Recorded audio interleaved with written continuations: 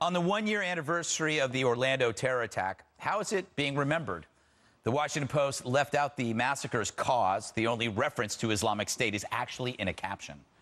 Yet it had no problem calling the attack another example of gun violence, which I guess makes Hurricane Katrina water violence. A better way to honor victims is to remind us why they were killed, not how they were killed. After 9/11, you don't honor the dead by saying they were murdered by a plane and a box cutter. They were killed because of radical Islam. And the gays and lesbians murdered at the Pulse, same thing. So a year later, the press obscures facts in the name of political correctness. So a terrorist can gun down gays, but hey, let's target the outrage that follows instead.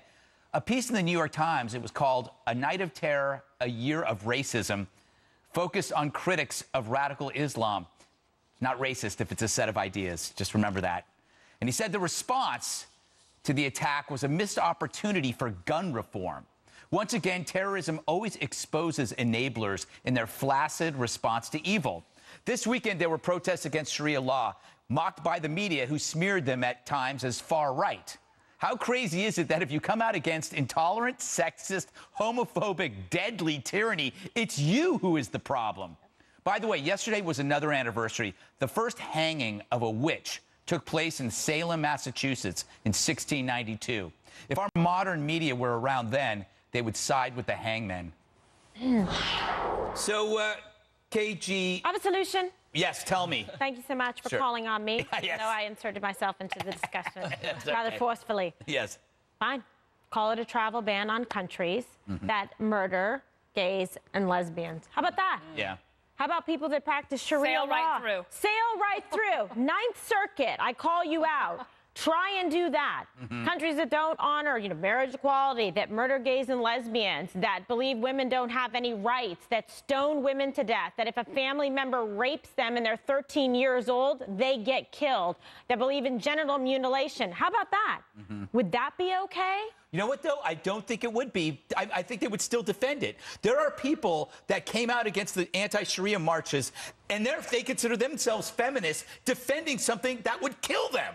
Yeah, when they have the climate rallies, they don't call those far left. Those are mainstream, and it's a bunch of moms with their kids. There's a lot of things you want to remember about what happened in Orlando. One, this guy was fired from his job for saying horrible things about Jews and Fort Hood and women. And the FBI interviewed this guy 3 times, and they still didn't get it right.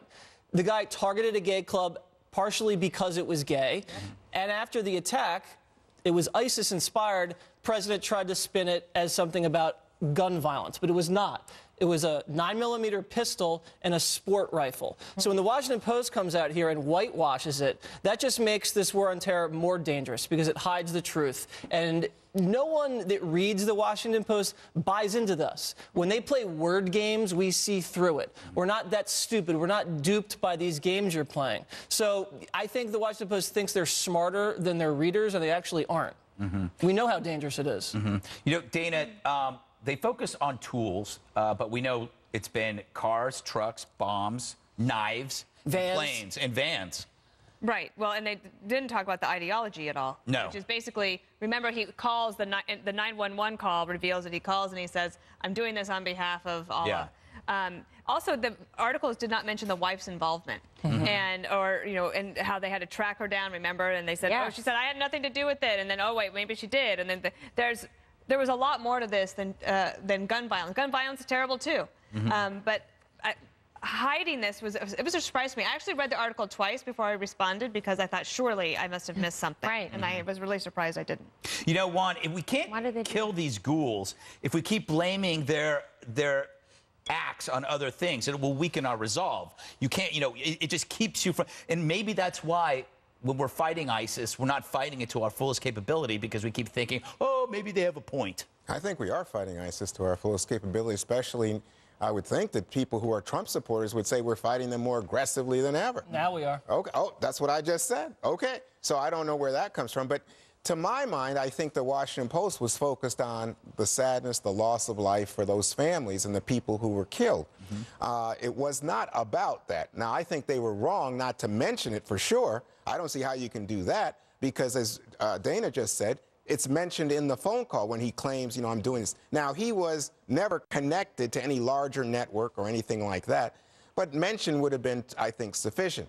The question is, just as in the protest about Sharia law, what is going on the right, where the right thinks, oh, gee, we're going to buy into this because we want some grievance. We see that everybody's walking all over us. We think something's wrong. I don't understand why the right feels this way. Can I help you understand? Yeah, help me. Yeah, I looked at the protests in England, and they weren't the right. There were Sikhs, there were gays, there were minorities that were there, and the media, BBC, I think it was BBC, I can't remember, BBC 3, I'm not sure, called them far right. They weren't. They were just people that were finally tired of it. They were pissed off. They were like, people in Manchester are dying. People in London Bridge are dying. We don't want to die. I think they're part of the we don't want to die party. No, I think when you get someone like President Trump, who in the aftermath of what took place there, immediately said, I was right. You think, what is going on? You were right about Islamic terror. What are you right about? And then this morning, when he comes back at it again, you understand this is being politicized, and the right somehow delights in it. You know what the thing is? No one delights very in it. The politicization of a terror attack that killed people. In the loss of they called life? Benghazi I don't think about so. a video. They called Fort Hood workplace violence. There's always a spin when there's the president who's a Democrat in charge, and it happens on his watch. You guys are so insecure that you're always on your back heels reacting to someone else. Just react to the facts. Just stick with the facts. The right delights in the loss of life? Islam that perpetrated the attack. I think the fact. Listen, the fact is, this guy was a nutcase. This guy was a deeply disturbed, troubled person, and then he takes the moment and attributes it to radical Islam. ISIS inspired. This is a perfect example. Yeah. You have absolutely no solutions, Juan. No, when anybody says, hey, this is a product of a new kind of strategy by ISIS to incite people to do this. You go, oh, he's nothing, no worries, and you're politicizing it. Lone wolf. No. I think President Trump specifically politicized it when he wrote, appreciates the congrats for being right on radical terrorism. What is going on? Why are you more upset about Trump? Well, that's What I'm just telling you, radical Islam. I'm not upset about anybody who is intentionally politicizes a tragedy. Here's the problem. Juan wants to focus and somehow try to find an opportunity out of weakness to try to blame a president who's frustrated by the loss of life. He hasn't done anything wrong here. Politicizing tragedy is wrong, The Washington Post being a coward glossed over this. They didn't mention the word terrorism, terror, ISIS, Islam, Muslim, al-Baghdadi. I don't think anybody is being cowardly. If you don't want to talk about radical Islam, you're a coward. If you want to blame Trump for it because of his tweets, you're a coward. No, I'm telling you that what's going on here is that people politicize this and try to make it a political issue when what we all should be doing. But that's what you're doing. So people who lost loved ones in 9/11, their outrage is, of course, political. No, that's not comparable. You're saying anybody who is outraged and says something about it is politicized. Greg. Okay, Greg, you should think about what I'm saying. I am. That's why I'm about to throw up. President Obama blamed Benghazi on a video. Because that is just wrong, Greg. What? President Obama blamed Benghazi on a video to save his general election. If that's not politicizing tragedy, I don't know what is. You are way back. Long ago. Why don't you come to the table? Let's discuss this. All right, we got to go. Directly ahead, the media may be